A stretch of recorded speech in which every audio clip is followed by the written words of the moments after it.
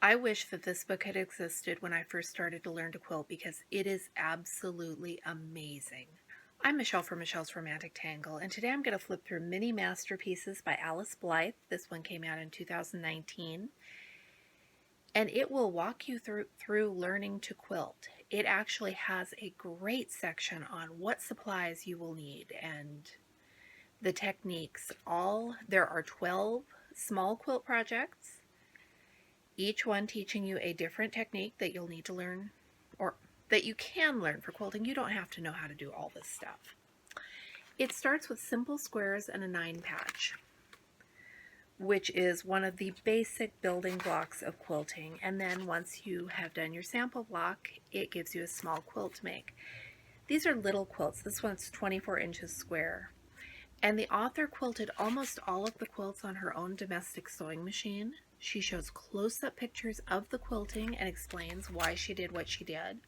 There are a couple of these that were, I'm assuming the author is a professional, but professionally quilted by a professional long arm quilter.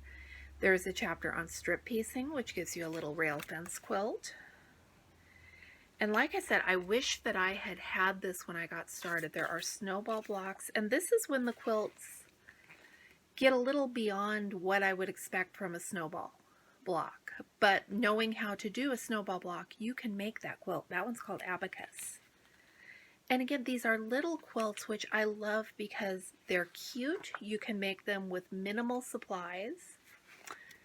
There are half square triangles. Now, she does only show you one technique for the half square triangle, and it's not the one I personally would have chosen. She does squares and cuts them in half.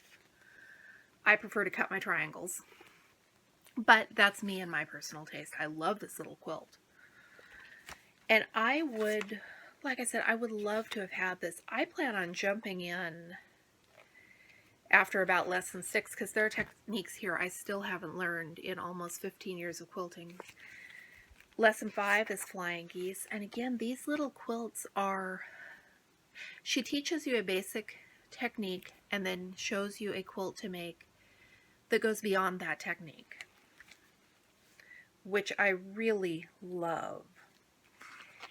And they're also what are these things called?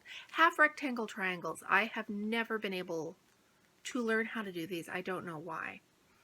So I am planning on jumping in with lesson 6 because I can. There is the little mini quilt for lesson 6, which is not my favorite of the book, and of course it is the technique that I need.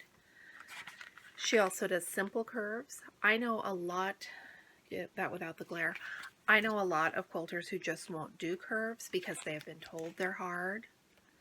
They're not. You just need a step-by-step someone to hold your hand with instructions. Then she goes on to complex curves, and at this point we are getting into the stuff that I love, that makes my heart go pitty-pat, because I know how to do curves. I don't need to learn how to do curves, but I totally want that little quilt in my life. And like I said, I don't think you learn everything you could learn about quilting in this book because there is so much. But this gives you great building blocks. Improvisational curves. And its accompanying quilt. And I believe this is one of the ones she said she had done by a professional quilter. So I love the up-close pictures of the quilting because you can do the whole thing. Applique. Most of the quilt books that I had when I was learning didn't really tell you how to quilt it. It was how to make the top, and there was a little bit about quilting, but not this level.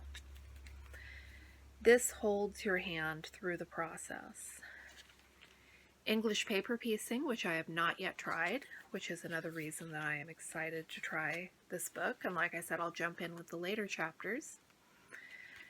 Because I've made rail fence quilts, and I'm not sure I need another one right now. And foundation paper piecing, I've pulled this off once and never again. So I think, well, I know that I'm going to try it again because look at her example quilt. I need this quilt in my life. This thing is the kind of quilt that makes my heart go pitty-pat. The name of that one is XOXO, and it's only 20 inches square, and it is adorable. And then there's some sampler quilts giving you different ideas of how to use those blocks that you made when you were first learning the techniques.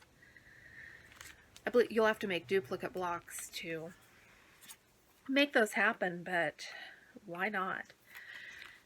The book includes templates, it includes directions, it has great photography, and it's not, the cover price is $24.95, which for a book with this much useful information, I think is a pretty good deal. And of course, we know we find books discounted here, there, and everywhere.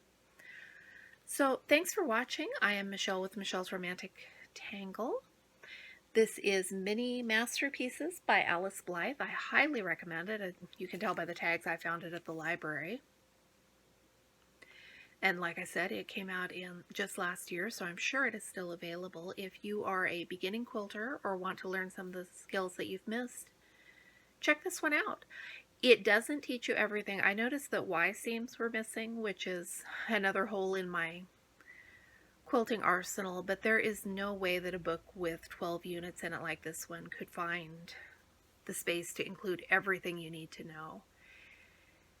And I have picked up lots of quilt school type books. This one is by far my absolute favorite. Thanks so much for watching. I'll be back with you again soon.